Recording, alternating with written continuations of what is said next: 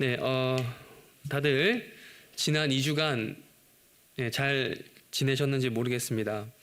지난주는 우리가 영상으로 다 함께 예배를 드렸죠. 그래도 당초 예상했던 것보다는 좀 빨리 보는 것 같습니다. 네. 오늘은 지난번에 했었던 역대상 21장 다윗 이야기를 이어서 하는 것은 아니에요. 그건 또 다음번에 하도록 할게요.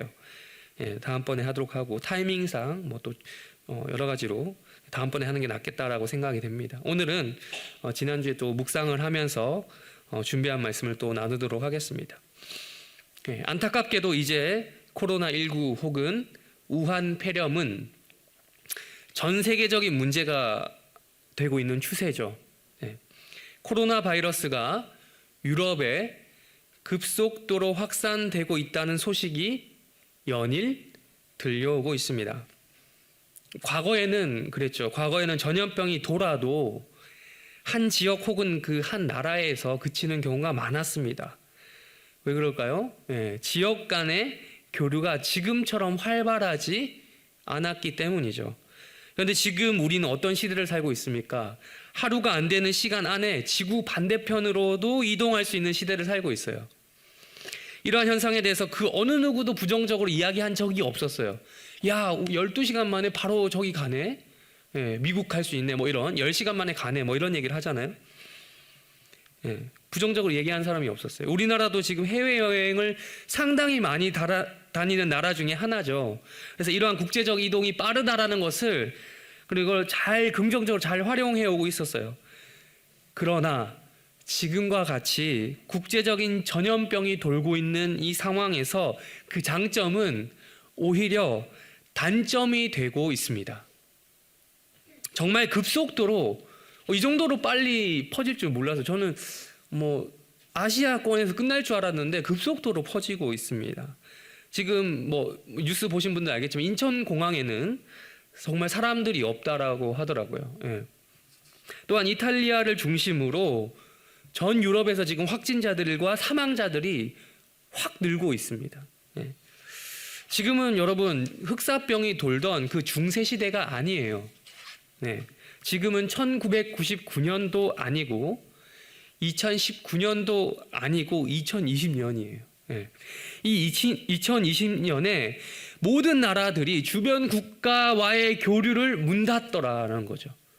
폐쇄에 들어갔어요. 이게 지금 옛날 이야기가 아니라는 거예요. 전염병 한 방에 많은 나라들이 수백 년 전, 수천 년 전으로 돌아간 것처럼 자동 쇄국 모드에 들어갔어요. 마땅한 치료책을 찾지 못한 채 격리하는 수준에서 신경을 쓰고 있다는 것이 현실입니다. 그나마 우리나라는 형편이 점차 나아지고 있는 추세라고 하죠. 계속해서 확진자가 나오고 있긴 하지만 그래도 감소세에 접어들었다라고 하더라고요.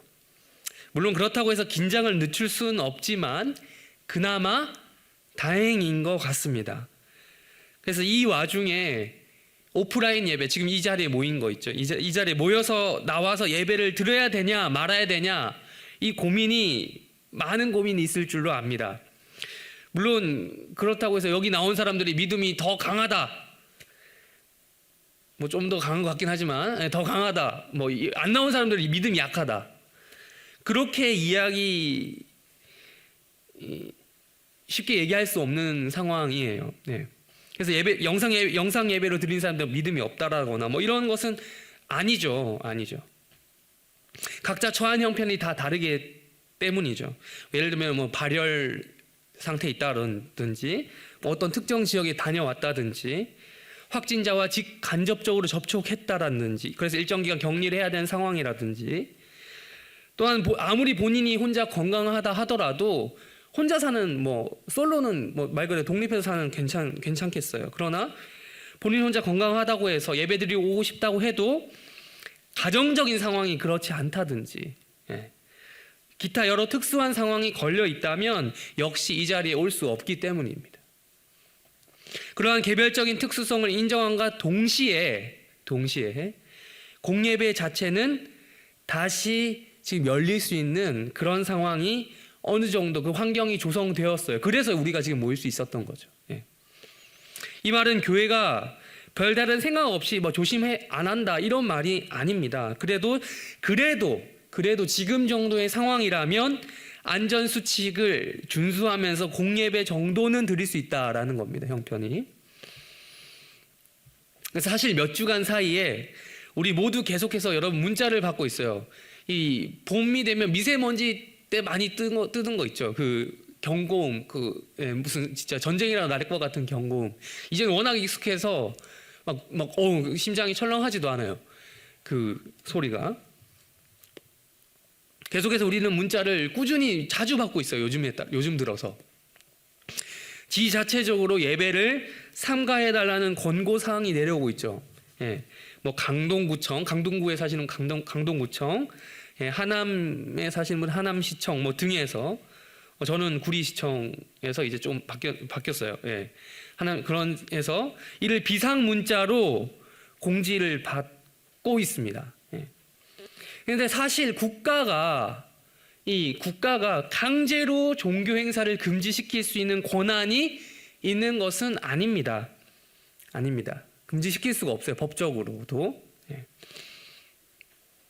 그래도 이제 우리 교회를 비롯한 많은 교회들이 자발적으로 가장 고비다라고 말했던 지난주 주일을 영상 예배로 전환해서 드렸던 거죠. 예. 또한 주일 예배뿐만 아니라 다른 주중 예배도 그렇게 드려왔습니다.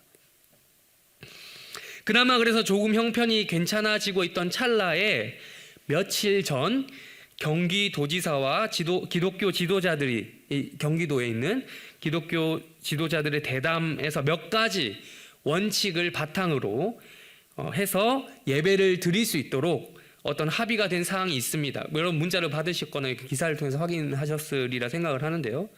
가장 기본적인 수칙이죠. 예를 들면은 손소독제 사용. 여러분 들어오실 때 손소독제 다들 하셨죠? 안 하신 분 빨리 나가서 하고 오세요. 수칙에 걸리는 거예요. 네, 빨리 나가서 하시고 오시고, 마스크 착용 안 하신 분 지금 하세요. 마스크 착용해야 돼요. 지금 안 하면 해야 돼요.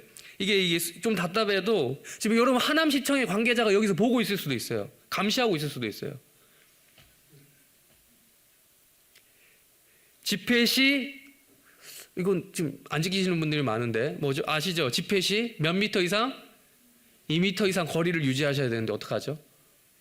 최대한 떨어져서 앉을까요? 네. 책임 안 집니다. 해림교회에서 걸렸다 이런 말 하시면 안 돼요. 그리고 집회 전후 사용 시설에 대한 소독 조치. 지금 이 예배 전에도 우리가 이 소독을 계속 했어요. 뭐 이렇게 있잖아요. 그 분무기 다 그 소독약이거든요. 소독 조치 끝나고도 아마 할 것입니다. 예. 등이죠. 물론 여러분 우리가 예배는 하나님만 바라보면서 하나님께 드리는 거긴 하지만 이 예배는 성도들이 함께 모여서 드리는 그런 사람이 모여서 드리는 예배라는 측면도 있으므로 우리가 이런 기본적인 수칙을 서로 지켜줘야 될 필요가 있는 것 같습니다. 그러니까 마스크는 여러분이 해오셔야 되는 부분이고 소독제나 뭐 소독하는 이런 것들은 교회 측에서 해야 되는 부분이죠. 네. 뭐 오늘뿐만 아니라 지난번 2주 전에 예배 드릴 때도 그렇게 철저히 성전 소독을 했습니다. 오늘도 했고요. 그렇다면 여러분 소독의 목적이 무엇입니까? 소독을 왜 하죠?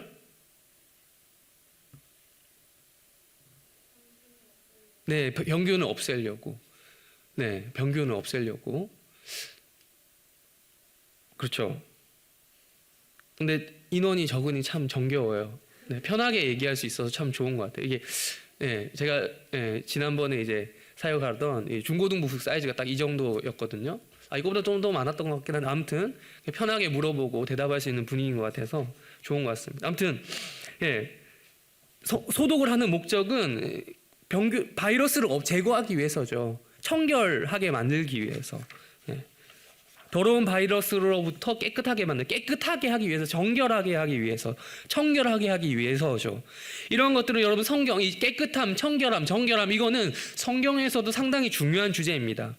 우리는 오늘 우리가 읽은 성경 말씀에서 현재 그 성전을 코로나 바이러스로부터 감염을 막기 위해서 이 믿음 성전 안을 깨끗이 소독 작업을 했던 것처럼 예수님께서 어떠한 영적인 바이러스로부터의 감염을 막기 위해서, 아니 이미 감염된 바이러스로부터 성전을 깨끗하게 정화시키시는 작업을 하는 것을 우리는 확인할 수 있습니다.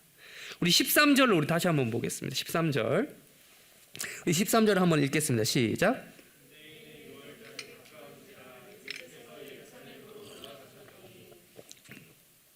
네, 예수님께서 예루살렘으로 올라가셨습니다. 그 배경이 무엇입니까? 언제라고 합니까?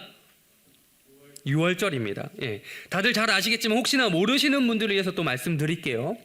무교절이 시작되는 첫째 날을 뭐라고 합니까? 답을 다 말했잖아요. 무교절이 시작된 첫 번째 날, 여기 제가 답 말하고 지금 얘기하는 건데, 물어보는 건데 6월절이에요. 예.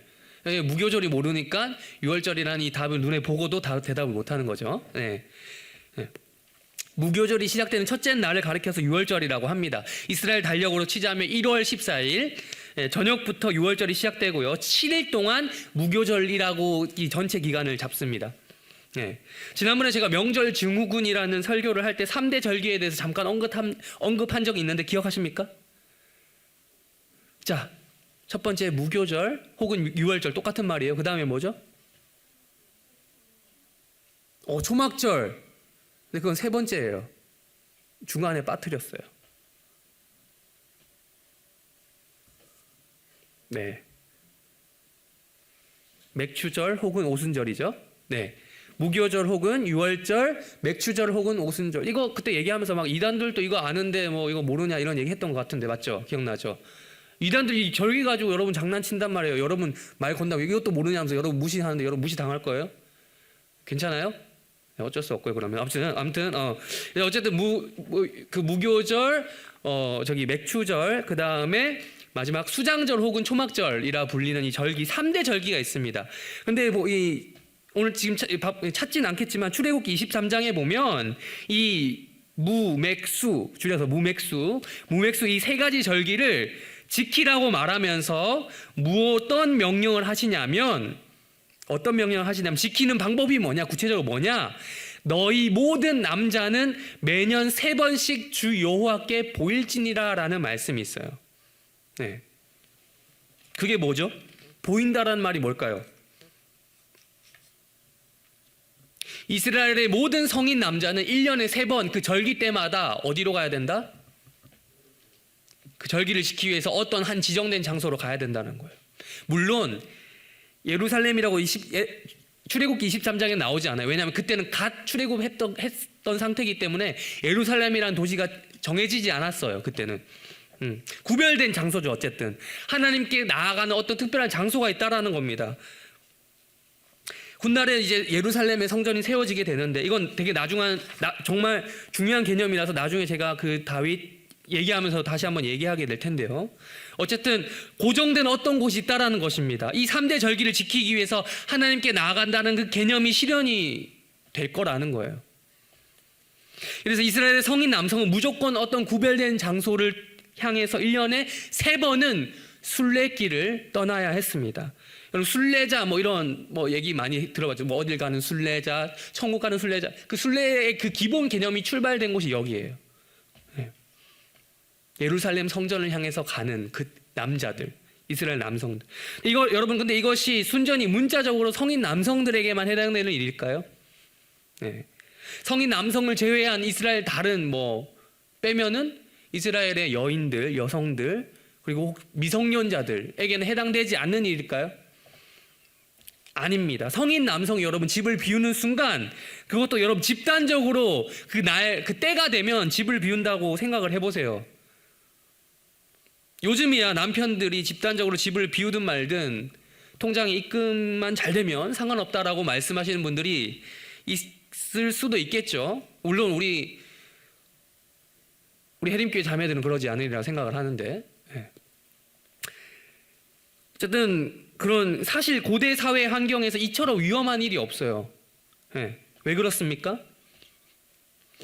모든 이스라엘의 성인 남성들이 집을 비우고 한 곳에 모이는 순간 나머지 지역들, 그 예루살렘 빼고 다른 모든 지역들은 상대적으로 취약지대가 된다는 거예요. 취약지대.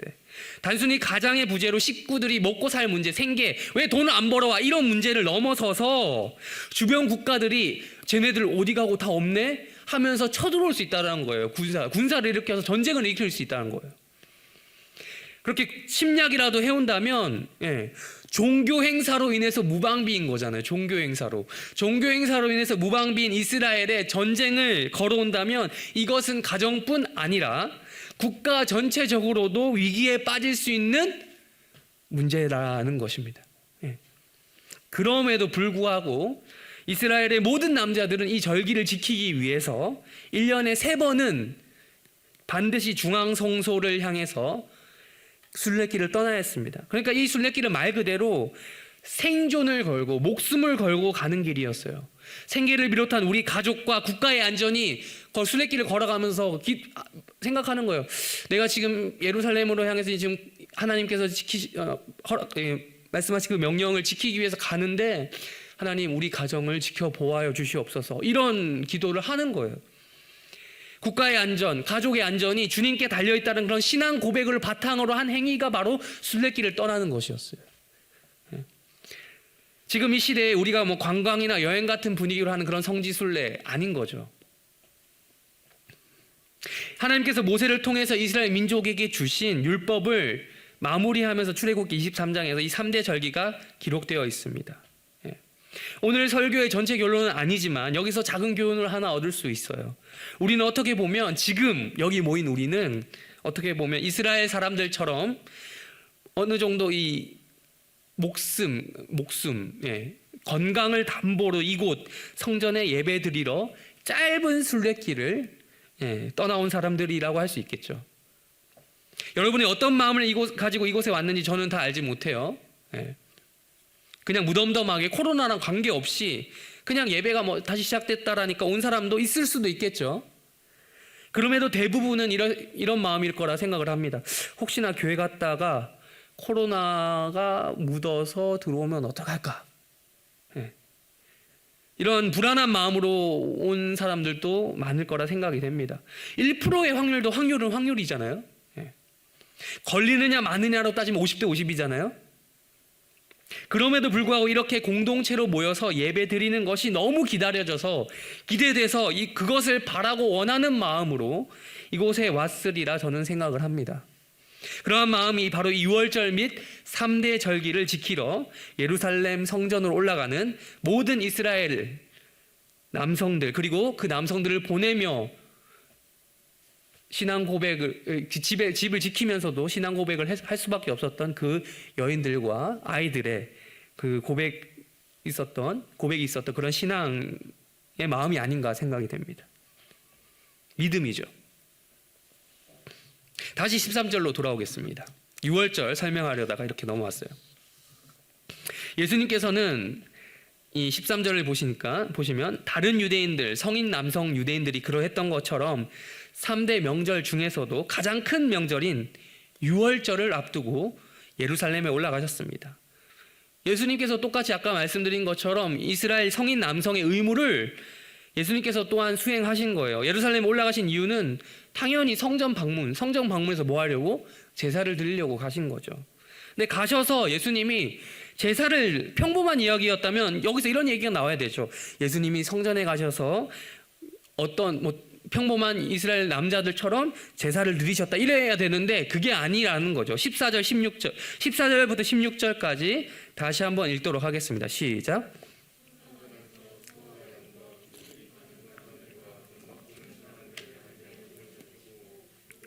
채찍을 만드사 양이나 소를 다 성전에서 내쫓으.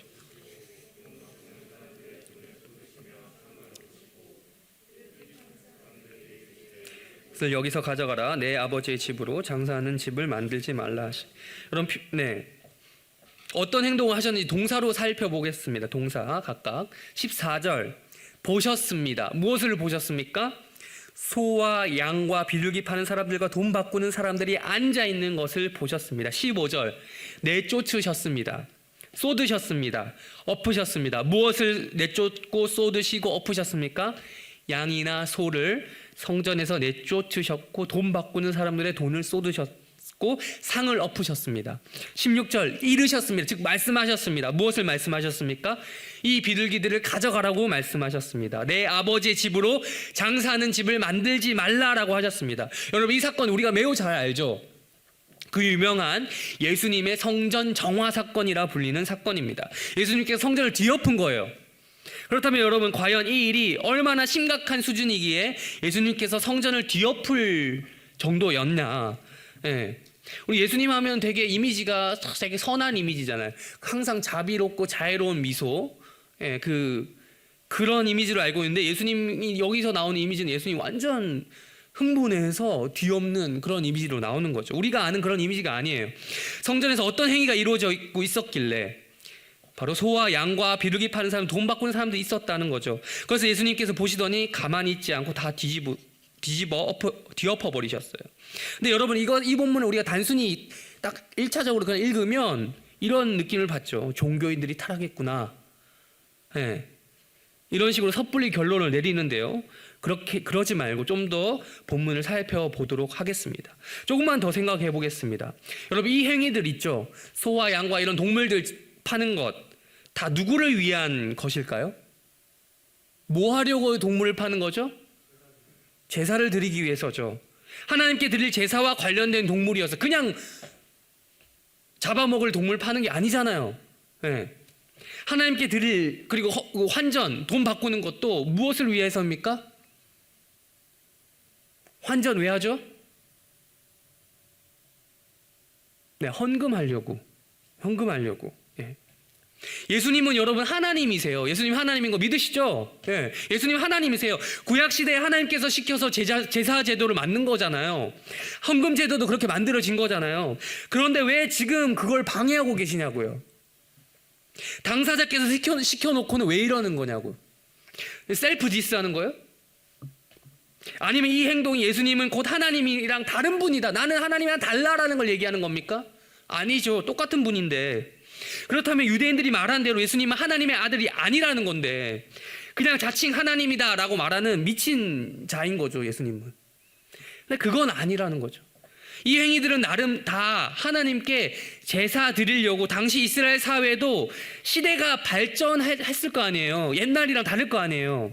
예수님 시대와 그 전 시대는 시대가 발전하면서 좀 더 효율적으로 3대 절기 때마다 이루어지는 그런 국가적인 그 일들, 나라적인 일, 그 제사를 잘 해보려고 세팅된 시스템이었어요. 여러분 이 시스템은 구조상 현실적으로 불가피한 일이었습니다. 살펴볼까요? 가축상, 가축을 판매한 상인들, 환전을 담당한 상인들은 다 예루살렘을 방문하게 될 순례자들을 위해서 세팅된 사람들이에요.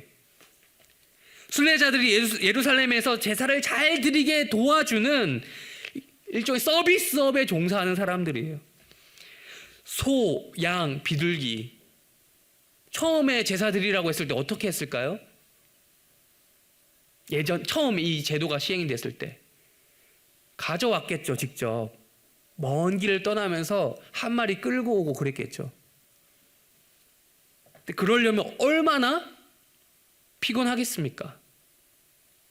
제사를 드릴 재물 어때야 되는지 아세요? 재물 상태? 네. 흠이 없어야 됩니다. 결함이 없어야 됩니다. 최상급의 상태여야 돼요. 그런데 그 동물을 가지고 오다가 혹시나 분실 및 도난을 당한다면 혹은 그래서 상처라도 입는다면 변수가 생겨버리는 거예요.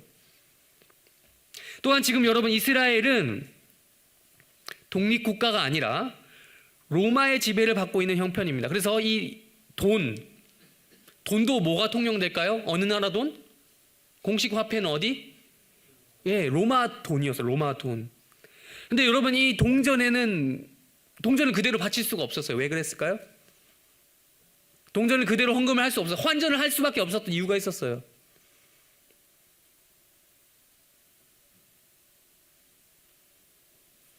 네, 정말 기초적인 상식이라서 여러분이 대답할 줄 알았는데 좀 당황스럽습니다.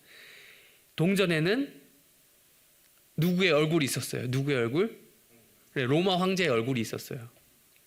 근데 그 로마 황제의 얼굴이 그려진 그 돈을 그대로 바치면 뭐가 돼? 그걸 성전에 바치면 뭐가 되죠? 유대인들 입장에서 우상숭배가 되는 겁니다. 네, 우상숭배가 되는 거예요. 왜 그러지? 이렇게 멀뚱멀뚱 보실 수도 있는데 예, 우상숭배예요. 그들의 입장에서 그걸 헌금으로 바치니까. 예. 그래서 당시 성전세를 냈는데요. 헌금 플러스 성전세를 냈는데 성전세로 받는 돈이 따로 있었어요. 정해져 있었어요. 순도 높은 은으로 만들어진 그 두로산 화폐가 따로 있었습니다. 그래서 환전은 필수적이었어요. 환전을 해야만 했던 거죠. 성전세를 내기 위해서는 반드시 헌금을 하기 위해서는 반드시 환전을 해야 됐습니다.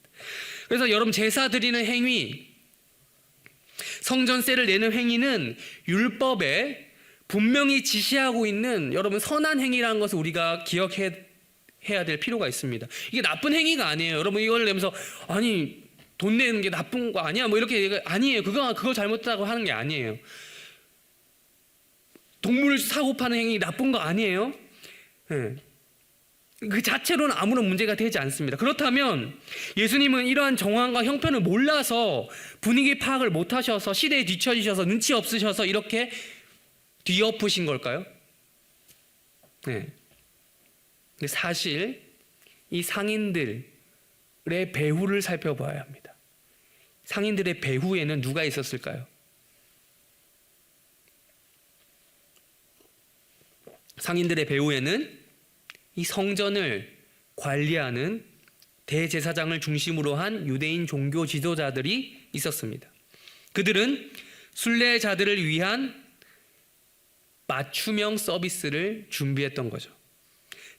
모든 이스라엘 성인 남성을 대상으로 한 서비스인 거예요. 그것도 1년에 3번. 고객의 편리를 고려한 맞춤형 종교 서비스가 바로 지금 그 현장이라는 거죠. 전 국민, 전 남성을 상대로 그것도 1년에 3번씩이나 했으니까 거기서 얻어지는 수익이 있죠. 이런 것들은 어마어마했을 것이 틀림없습니다. 대제사장들은 환전상과 가축상들을 대상으로 아마 수수료를 받고 운영을 했을 거예요. 또한 장사가 잘 되는 자리일수록 그 수수료는 높았을 것입니다. 물론 당시 이를 이용하는 유대인들도 이 시스템을 욕은 했을 거라는 생각이 듭니다. 에이 더러운 놈들 이러면서 올해 작년 대비 양값이 너무 비싸잖아. 작년에 이 돈으로 소 한 마리 살 수 있었는데 이거 뭐야 이렇게. 그러나 그들에게는 마땅한 다른 옵션이 없었어요. 다른 대안이 없었던 거죠. 성전은 오직 예루살렘에 한 군데밖에 없었던 거예요. 하나님께서 애초에 다른 여러 개의 성전을 허락하신 적이 없습니다. 이스라엘 안에 뭐 이곳 뭐 예루살렘 말고 저기 뭐 도시 여기도 괜찮고 이러신 적이 없어요. 왜 그러셨죠? 성전을 하나밖에 만드시지 않은 이유가 무엇이죠? 죄인된 인간의 특성상 한 곳에 믿음이 집중되지 않을 경우 각자 나름대로 우상 숭배할 것이 뻔하기 때문이었죠. 네. 여러분 성경 구약성경 조금만 보시면 이스라엘 사람들이 하나님 믿으면서 수많은 잡신들을 섬겼음을 봅니다. 대부분 보면 다 자기만의 그 지역만의 토착 종교예요. 자신만의 수호신, 자신만의 하나님을 만들어서 섬길 위험이 다분히 있었기 때문에 하나님께서는 그렇게 예루살렘의 중앙성소 하나만 허용하셨어요. 그렇기 때문에 예루살렘 중앙성전 그 하나밖에 없었던 거고 거기에 있는 제사장이 제사를 드리러 온 사람들이 바친 이 제물의 상태를 확인했던 거죠. 확인하면서 야 이거 왜 이런 걸 갖고 왔어? 형편없다라고 말해버리면 그러면서 제물을 안 받아주면 거기까지 온 것 자체가 헛걸음 헛수고가 되는 거예요. 여기서 제사를 못 드린다고? 그러면 다른 성전 다른 데 가면 되지 이런 말이 안 되는 거예요. 여기서 다른 예배를 못 드려? 해림교회에서 만약에 뭐 예배 드리러 왔는데 안 받아준다. 당신은 복장 불량 나가세요. 이러면 어떻게 하면 되죠? 교회가 여기밖에 없나? 다른 교회 가면 되지 하면서 쿨하게 나가면 되잖아요. 근데 구약 시대는 그런 게 불가능했다는 거예요. 제사장에는 동물에 어떤 흠이 있는지 없는지 판단하는 사람이었어요. 그래서 받아주지 않을 권한이 있었어요. 흔히 말하는 A급 제물을 바쳐야 되는 거죠. 제사장이 제물을 받아주지 않았을 경우 그 순례자는 다시 돈을 주고 새로 구매해야 되는 거야. 그러니까 그때는 돈이 2배로 들잖아요. 차라리 처음부터 제대로 된 가축을 예루살렘 성전 안에서 구매하는 게 낫다라고 판단을 내리기 시작한 거예요. 왜 그렇죠? 거기서 구매하면 물건 하나만큼은 확실하니까요. 어쩌면 이건 뭐 추측인데요. 어쩌면 추측인데 매우 확률이 높은 추측이에요. 어쩌면 가축상들이 대제사장에게 뒷돈을 먹이고 우리 회사 마크가 붙어 있으면, 택이 붙어 있으면 상태가 어떻든 오케이 해달라고 얘기했을지도 모르겠습니다. 로비죠. 그렇고는 형편없는 품질의 그 동물을 비싸게 팔았을지도 모르겠습니다. 그래서 요즘 마스크 사려고 줄 많이 서시죠? 네.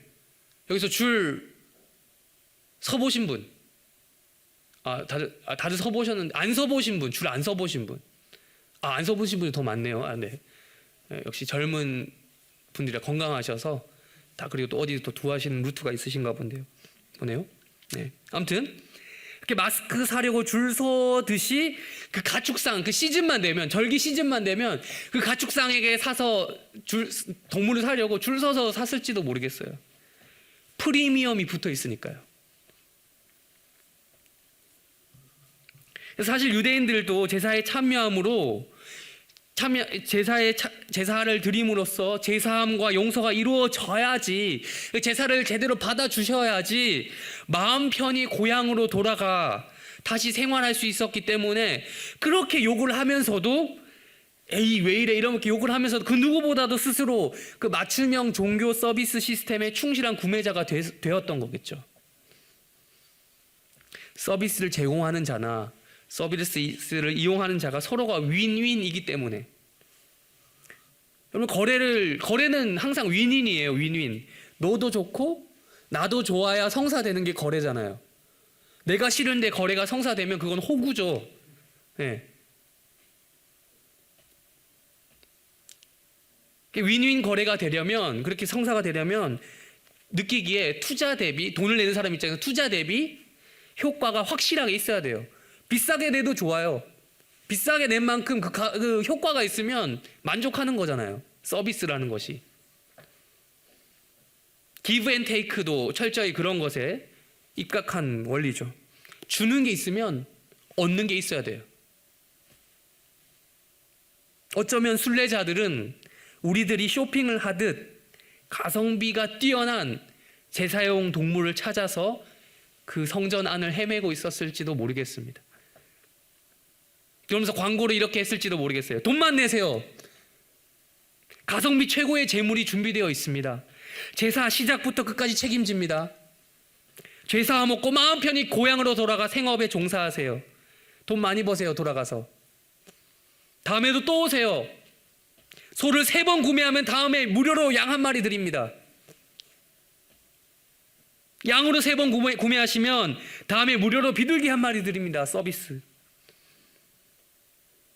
쿠폰 드릴게요. 소, 양, 비둘기, 소양비 세트로 구매하시면 할인 더 해드립니다. 많이 이용해 주세요, 고객님. 예, 예루살렘 성전 관리자들이 조장한 이러한 금전적 특권, 그들은 이런 금전적 특권을 손에 쥐고 성전을 운영해 나가면서 이득을 챙겼습니다. 예수님은 이 형편을 잘 아셨어요. 매우 잘 아셨죠. 그러니 이제 본문에서 생략하고 13절, 우리 13절 눈으로 보세요.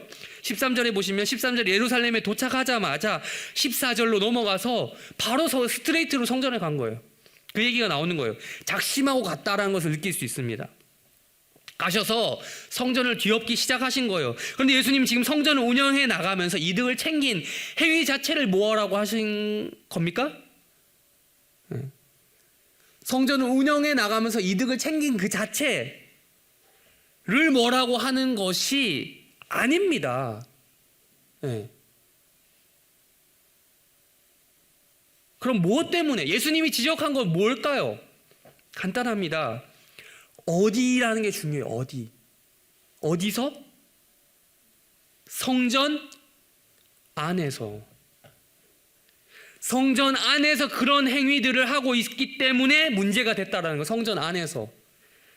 성전 안이라는 이유 하나만으로 이때까지 쭉 나열했던 그런 사정들, 그럴 수밖에 없었던 그런 환경, 시대가 변하면서 편리하게 와서 살아, 와서 바꿔라, 뭐 이런 것들.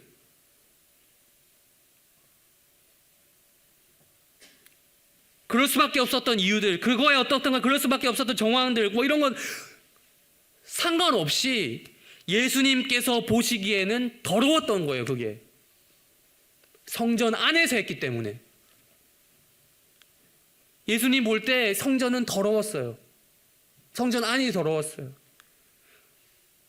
예수님 볼 때 이 성전은 정화되어야 될 대상이 되었던 것이고, 청소되어야 될 대상, 소독해야 될 대상, 제거해야 될 바이러스였던 것입니다. 성전 안까지 침투한 바이러스. 종교 서비스 제공자와 구매 거래 관계, 밖에서는 그럴 수 있다 쳐. 그러나 성전 안까지는 안 된다라는 거예요. 성전 안까지 침투했다라는 거예요. 여러분 생각해 봅시다. 성전 안에는 무엇이 이루어져야 됩니까? 어떤 것이 이루어져야 됩니까? 사고 파는 행위가 아니라 무엇이 이루어져야 됩니까? 뭐 하는 곳이죠, 성전이? 제사를 드리는 곳입니다. 제사는 왜 드립니까? 제사는 죄를 용서받기 위해서. 의무도 있지만 죄 용서받는 것이 의무였잖아요. 내가 낸 동물의 품질 혹은 가격만큼 죄를 용서받습니까? 100만 원짜리 소 바치면 100만 원짜리 죄 용서를 받습니까? 100만 원짜리든 만 원짜리든 긍휼을 구하는 마음으로 자신의 경제적 형편에 맞게 제물을 바치면 하나님께서 죄 용서를 해주시는 놀라운 사건이 일어난 현장이 바로 성전이었잖아요.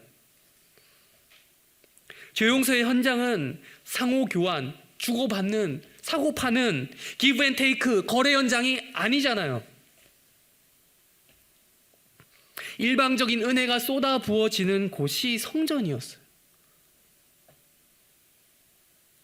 드린 것은 이거밖에 안 되는데 받는 것은 엄청난 곳, 그걸 경험하는 곳이 성전이에요.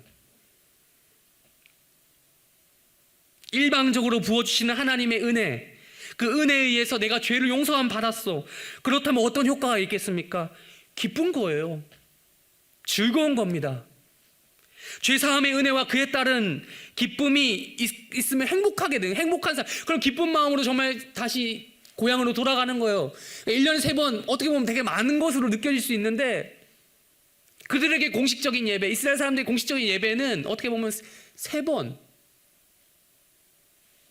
우리는 매주 드리지만 뭐 안식일을 또 기억하게 거룩히 지키는 것도 있겠지만 정말 큰 행사, 그건 3번.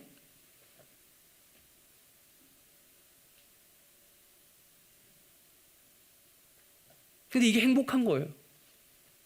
제사를 드리면서 제사장이 선포합니다. 무죄하다. 너는 이제 죄가 없다. 이 무죄 선언은 하나님 은혜가 뭔지 알게 되는 통로예요. 복음이죠. 기쁨인 거죠. 야, 내 죄가 용서받다니. 내가 지난 몇 개월간 죄를 저질러서 너무 마음이 괴로웠는데, 나같이 나쁜 놈도 무가치한 놈도 하나님께서 동물의 피, 이 동물의 피를 보시고, 이 동물이 뭐라고, 이 동물의 피를 보시고 용서해 주신다고 해주셨어. 그런 경험을 하면서 다시는 내가 죄를 짓지 말아야지 결심하는 그 장소가 바로 성전이에요. 생명이 죽으면서 내가 살아나는. 그런데 이 죄사함이 넘쳐야 할 장소, 다른 장소도 아니고 성전, 그리고 시간, 유월절에 그게 없다. 아니 오히려 더럽다라는 것이 예수님의 평가입니다. 하나님의 영광 뭐 그런 거 없고 그냥 종교 서비스 주고 받고 수익 내고 뭐 사고 팔고 거래하고 이런 세속적인 개념들이 성전 안의 분위기를 휘어잡고 있었던 거죠. 뭐 한 가지 더 뭐 변명이라고 될까요? 그도 그럴 수밖에 없었던 뭐 사정이, 이 대제사장 자체가 여러분 이때 예수님 당시에 오면 어떤지 아세요? 이미 로마의 지배를 받고 있죠. 지금 예수님 당시에 그 유대가 땅이 이스라엘이 그 로마의 지배 안에 들어간 이후로 대제사장 직 자체가 이미 그냥 일반 관직들처럼 돈 주고 사는 자리였어요. 매직되었던 자리죠. 그러니까 그 권한 가지고 뭐 하겠습니까? 뽕 뽑아야죠. 돈 주고 샀으니 뽕 뽑아야죠. 본전 이상 먹어야죠.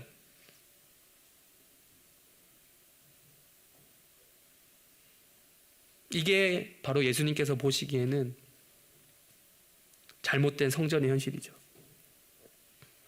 다시 한번 말씀드리지만 하나님께서는 제사 드릴 동물을 구매하고 이 자체에 대해서 나쁘다고 하신 적은 없습니다. 구매행위 자체를 나쁜 것을 지적하는 것이 아니라 선을 넘어서 성전 안으로 들어온 종교 서비스 제공, 수익 창출, 그런 자릿세,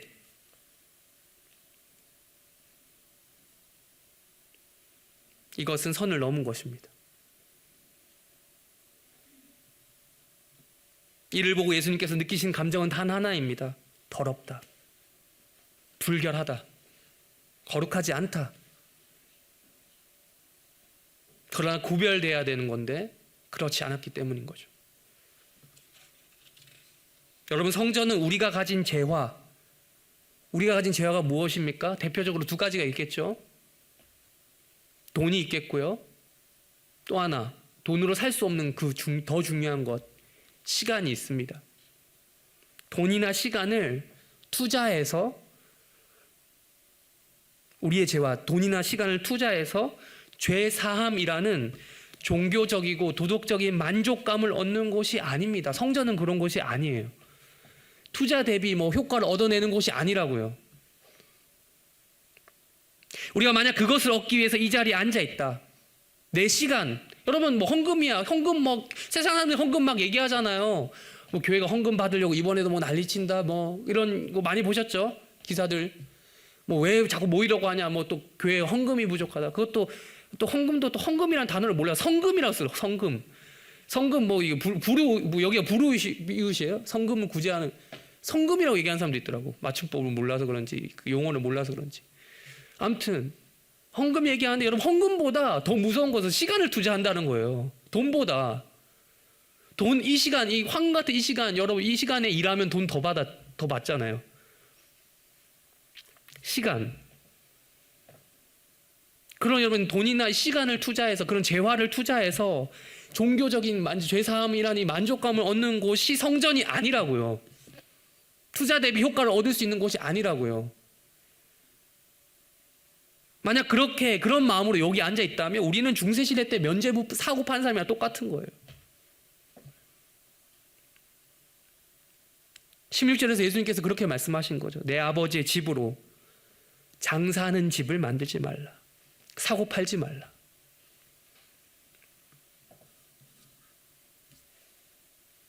소독 작업하시는 거예요. 예수님께서 이렇게 당당하게 성전을 뒤엎으시면서 강하게 나오실 수 있었던 이유가 무엇입니까? 네, 바로 19절에서 21절 때문인데, 우리 한번 19절부터 21절까지 읽도록 하겠습니다. 시작.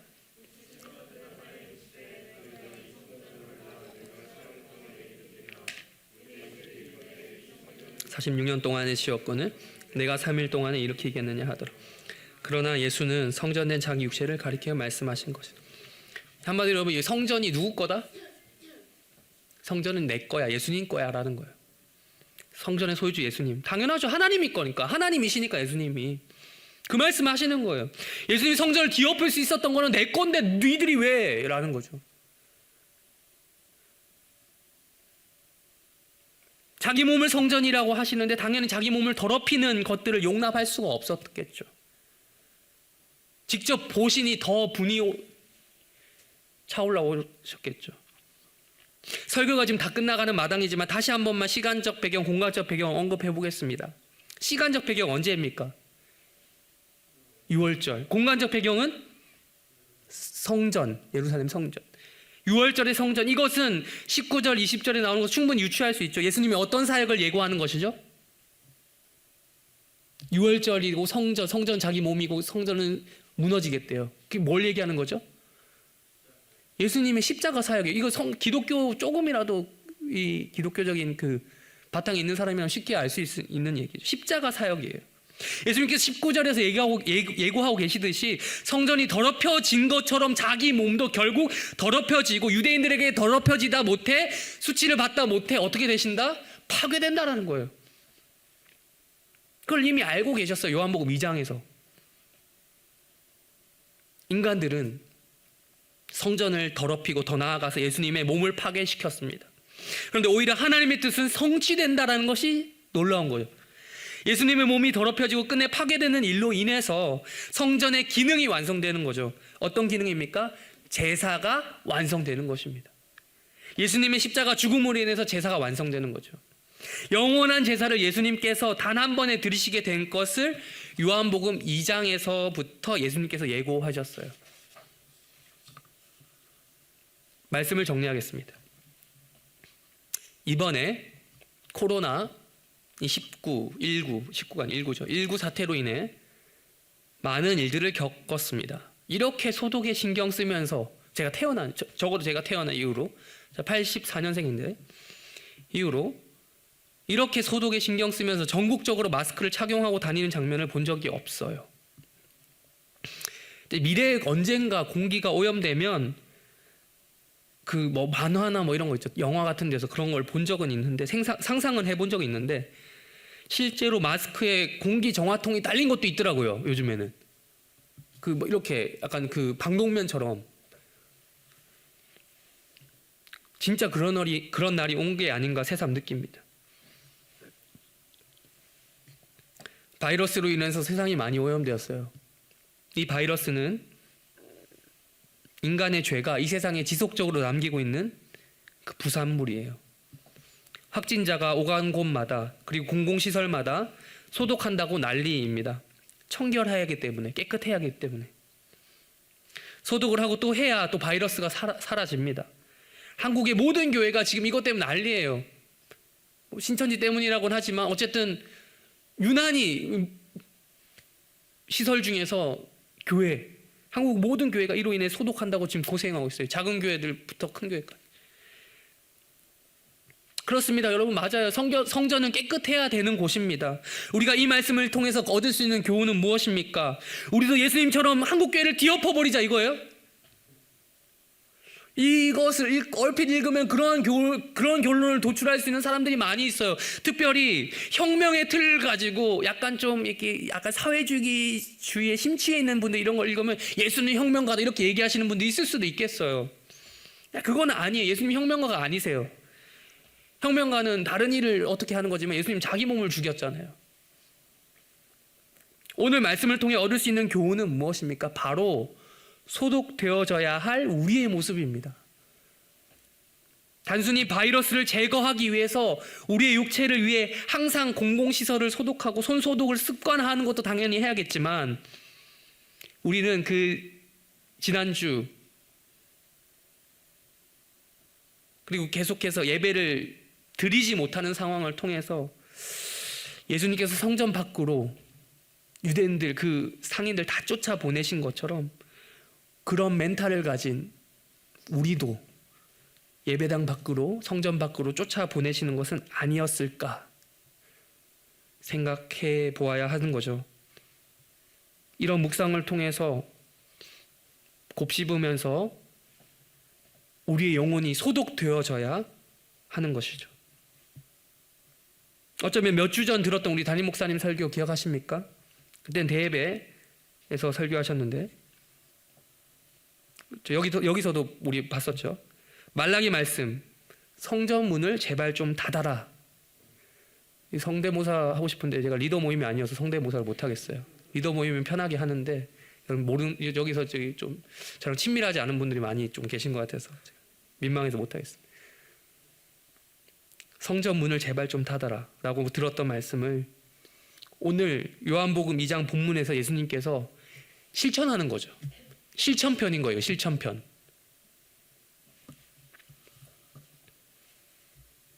지금 감사하게도 우리는 2020년을 살아가는 우리는 더 이상 1년에 3번 절기 때마다 예루살렘 안 가요. 성지순례 안 가도 구원받을 수 있어요. 제사 안 드려도 구원받을 수 있어요.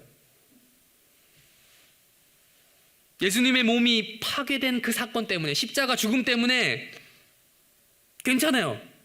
그렇게 안 해도.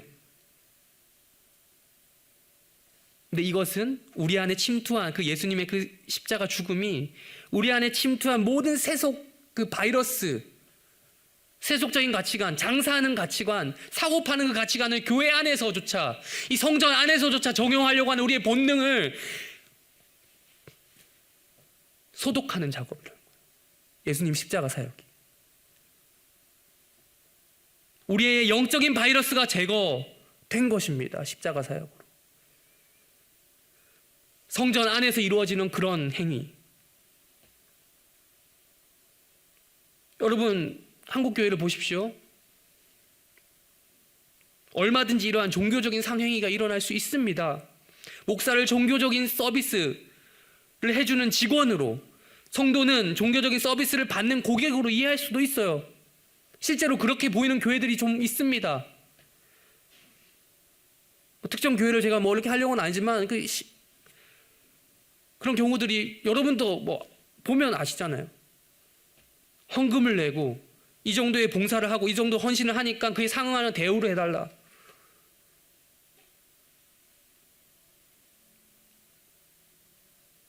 물론 어느 정도 그런 면이 아예 없다고는 할 수 없겠죠. 인간 대 인간 관계니까 서로의 관계를 잘 세워나가는 것이 중요하니까 그런 면이 있겠죠. 그래서 저도 그 어느 서비스업보다 더 친절해야 된다, 더 착해야 된다는 그런 약간의 강박관념이 있긴 있어요. 근데 저 별로 착하진 않은데 아무튼 그래요. 그렇지만 이제 성전 안에서 일어나야 하는 일들은 어떻게 보면 친절함, 착함, 그런 서비스와는 거리가 멀다는 거죠. 하나님께서 허락하는 복음의 기쁨이 무엇입니까? 죄사함의 은혜는 무엇입니까? 우리가 어떤 것을 지불했다고 해서 얻을 수 있는 그에 상응하는 대가를 얻을 수 있는 그런 수준의 크기가 아니잖아요. 아까도 계속 말했지만 일방적인 것이고 그 크기는 감당할 수 없는 거잖아요, 우리가.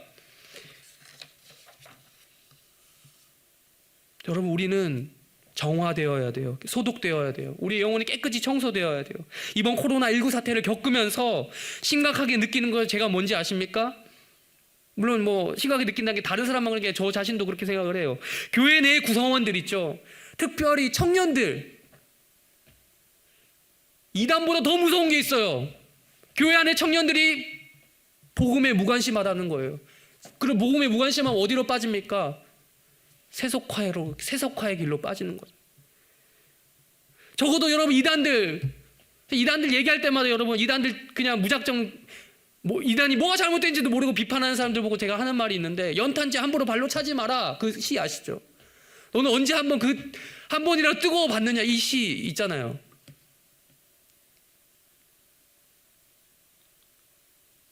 여러분, 교회 안에 청년들이 이단보다 더 무서워요. 세속화 때문에. 적어도 이단들은 잘못된 열심이지만 그래도 진리를 갈구하는 답답한 마음이라도 가져봤었던 사람들. 근데 많은 이들이 진리에 관심이 없어요. 교회에 소속된 사람들도. 그냥 습관적으로 생활 패턴 중 하나로 교회에 출석하죠. 기독교는 인생의 전부가 아니라고 이야기하고 일부라고 얘기하죠. 필수가 아니라 선택의 문제다. 종교는 선택의 문제인데 왜 꼭 그렇게, 회사는 가야 되는데 왜 그렇게 교회 가야 되냐. 그런 멘탈을 가지니까 교회에 나오면서도 어떤 이득을 보려고 하는 거잖아요. 맞춤형 종교 서비스를 나에게도 달라라고 하는 거잖아요. 심리적인 위안을 달라라는 거잖아요. 그럼 정말 마지막으로 이야기합니다. 여기에 모여서 예배하는 우리들만이라도 다시 성전의 원래 의미를 되살리는 자들이 되도록 합시다. 깨끗하게 소독된 상태로 돌아갑시다. 그래서 이 교회, 여러분 우리 이 성전 안으로, 이 교회 안으로 들어오면 세상에서 좌절하고 낙담하다가도 여기가 보이는 거예요. 아, 성전 안에 가면 거기도 똑같네, 이게 아니라 괜찮아, 나에게는 교회가 있어. 거기 가면 하나님을 예배하면서 회복될 수 있어. 내 연약함이 받아들여지는 곳이야. 그 공동체는 그런 곳이야. 내 죄를 용서받을 수 있는 죄사함의 은혜가 있는 그런 곳이야. 거기는 사랑이 넘치는 곳이야. 거기 가면 하나님이 나를 사랑해 주시는 것을 느낄 수 있고 경험할 수 있고 그 말씀을 들을 수 있고 또 다른 지체들과 그런 것들을 확인할 수 있는 그런 곳이야. 내 세상 어딘 곳에도 확인할 수 없었던 그런 진리들을 누릴 수 있는 곳이야. 그런 예수님의 일방적인 은혜를 경험할 수 있는 곳이 바로 이 교회 성전 안이 되어야 된다는 것입니다. 이러한 은혜가 바로 우리 해림교회 청년 공동체를 통해서 누려지기를 바랍니다. 그리고 흘러나가길 바랍니다. 우리 해림교회 청년부, 비롯해서 여기 모이신 모든 분들에게 소독된 성전, 그리고 우리의 마음과 몸을 소독하는 그런 은혜가 넘치기를 바랍니다. 기도하겠습니다.